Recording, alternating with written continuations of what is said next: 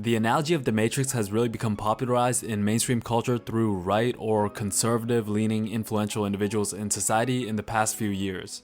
But make no mistake about it, there is a reason why a film created in the 90s is still being referenced today to draw parallels to modern-day society. And to be honest, it's more relevant and accurate than ever. Because after the very real and very dangerous and very deadly pandemic that came from a bat and totally not a lab, there was a major shift in consciousness where people existed on opposite ends of the spectrum. And this was really where people questioned the levers of power that controlled society, our beliefs, thoughts, the way we lived our lives, and this was where the analogy of the Matrix started being used to draw comparisons as to what was going on. To put simply, the Matrix basically refers to the system and structures in society that keep the majority of people, the general population, enslaved mentally to keep people living and working for the system. And these systems and structures shape our thoughts, beliefs, behaviors, and expectations of the world and how we should live our lives. These systems include the education system, big tech corporations, societal norm, the government, mainstream media, etc. And because of this, there's been a quote-unquote conspiratorial element that has been added to most people that reference the Matrix. And the question always goes back to, who are they? Exactly, give me a name, and that's what they want. And the problem is, there's so many levers of control that work for the Matrix, it's almost impossible to give specific names because the Matrix is a conglomerate of so many different powers. But to give a straight answer, there's the general population, there's us, the pawns on the chessboard, the working class, and then above us, the general population that controls us or we have direct interactions with are the government, the mainstream media, and the education system. Law enforcement, universities, entertainment, movies, pop culture, these are all subsets of these levers. The things that shape our thoughts, beliefs, morals, opinions, values, and assumptions on how the world works and how we should live our lives. If we're using Plato's allegory of the cave, these levers would be the shadows on the wall and not the actual real world. Now this is where things get a little bit more nefarious, more conspiratorial from here because above those three levers are the massive corporations. And also the tech giants, financial institutions that own trillions in assets, the World Economic Forum, shout out to my guy Klaus Schwab. And then above them there are the central banks, the think tanks, groups like the UN, Bilderberg Group, Council of Foreign Relations. And then above them are the people with the most control, people behind the international banks, and then of course the notorious 13 richest families for centuries, like the Rockefellers, Rothschilds, etc. You know, these kind of boogeyman names that you've heard floating around. Actually, those two are probably the most popular names that you've heard. The Rothschilds being one of the oldest banking dynasties, the Rockefellers another banking family that started with the Standard Oil Company, founder of ExxonMobil, Chevron, etc. Like, there's really no conspiracy here, this is just basic information and history. And to be real, the history of these families are kind of irrelevant to the point I'm about to make. And I don't even think there's anything really too nefarious to it. Like, they didn't start in a cave somewhere with a blueprint on how they're gonna control the world like a bunch of supervillains. It's kind of like if you just follow a trail of logic and common sense, you'll come to the same conclusion based on this one fact. And you gotta ask yourself, what has the most control in society? Something tangible, something accessible, something that everyone desires to no end. And yeah, you got it, it's money. And this is where I break off the conspiratorial angle that people would dispute you on, because what I'm using is just basic common sense. So just follow me real quick. Money is what we worship as a society. We wake up for money, we go to sleep thinking about money, we live our lives based on how we can get more money. We're thinking about money almost every second of every hour of every day, at least 99.99% of us. And most people will compromise their morals, values, beliefs for the sake of money. So we can all agree, by definition, money has the most influence and control on the general population. And so based on this one undisputable general fact we can all agree on, using logic and common sense, the ones with the most money have the most influence, therefore they have the most power and control in the world. Because then what you basically control is people and time. Again, I'm just doing 1 + 1 = 2. And the ones with the most money are A, the richest families for centuries, and B, the people that run the international banks by definition. There's nothing that moves people on the chessboard of life more than money. Unless you are one of the richest groups of people, money holds no value to you. And bro, I've said this ad nauseum to the point where I'm so tired of saying it. But basically you get to a point where no money can change your quality of life. What's a few hundred million to a billionaire? Nothing.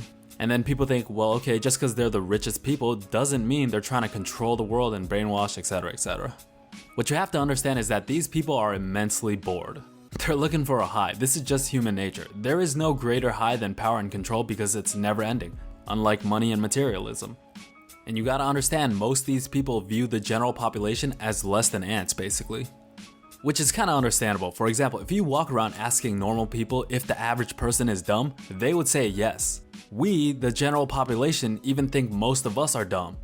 So then how do you think the elites, the people in positions of power, look at us? How do you not then develop a god complex and want to control and influence the dumb peasants? You know, with all the money and power and resources that you control. For example, George Soros, right? The big boogeyman, the one where all the quote-unquote crazy conspiracists point to. That's also my guy. He literally said about 20 years ago in an LA Times article, and I quote, this is a direct quote from him on a real article, "I fancied myself as some kind of god." Those are his words. This is one of the richest old heads, billionaire, with his hand in just about everything. And when I read that in the article, I wasn't surprised, because if you just follow a train of basic logic, you don't need to do research to come to this conclusion. It's the same for even guys like Bill Gates, Mark Zuckerberg, and yes, even guys like Elon Musk and Donald Trump, even though they may have differing beliefs and intentions. Because of their power and resources, they have all the agendas and want to control and implement their power in different ways. Bill Gates loves depopulation and vaccines. Mark Zuckerberg wants to be a robot lizard living in virtual reality. Trump wants to be the president. Elon Musk wants to take a shit on Mars and bring everyone else on Mars to take a shit with him. But it's like, why do you think these people don't just want to ride off into the sunset with all that money? Every single one of them has a god complex in some way, and they want to influence and implement their power and control in their own ways on the masses, and they're all billionaires. It's like, bro, you think they give a shit about a Ferrari, a Lamborghini, a mansion, taking vacations to Dubai or the Bahamas, steak dinners? They don't give a rat's ass about any of that. That's peasant shit to them. Shit that we all as a general population chase every day because we've been programmed to chase those things. We chase money, they chase control. And also, you gotta think about it like this. Everything is people. The government is made of people. The education system are made of people. The mainstream media are made of people. Big corporations are people. Large think tanks are people. Central banks are people. Everything is people. So the more money you have, the more people you control. The more people you control, the more levers of control you have over the entire world and society. And this could take form in so many different ways, right? Lobbying for political parties and candidates, having a hand in elections, controlling and pushing narratives in mainstream media, Hollywood, pop culture, agendas, controlling the education systems, things they want to teach, pharmaceutical companies. This can literally take form of everything in society. So let's recap all the facts and form a conclusion based on common sense. 1. There's nothing that moves and influences people in society more than money. Therefore, 2, by definition, the people with the most money have the most power and control in society. And then 3, the people with the most money has little to no value to them, so they seek for feelings, power and control because power and control is limitless. And then naturally, people implement their power and control by influencing the masses. And then that's basically the Matrix, the entire conglomerate of structures and systems and levers of control in society that shapes the way we think, the way we act, the way we feel, our beliefs, assumptions, and expectations on how we should live life. And the biggest weapon that keeps this control is money. We, the general population, value and want money the most. The richest people at the top with all the money don't value money and don't care for money because they have an endless amount. Therefore, they use their money to influence and use power and control, with all the structures and companies and levers in society and everything in between. Again, this is basically the Matrix. Everything I'm saying is just basic common sense, and I'm not going deep into any secret, censored information. I'm just talking about a trail of logic based on human nature that we can all relate and understand to.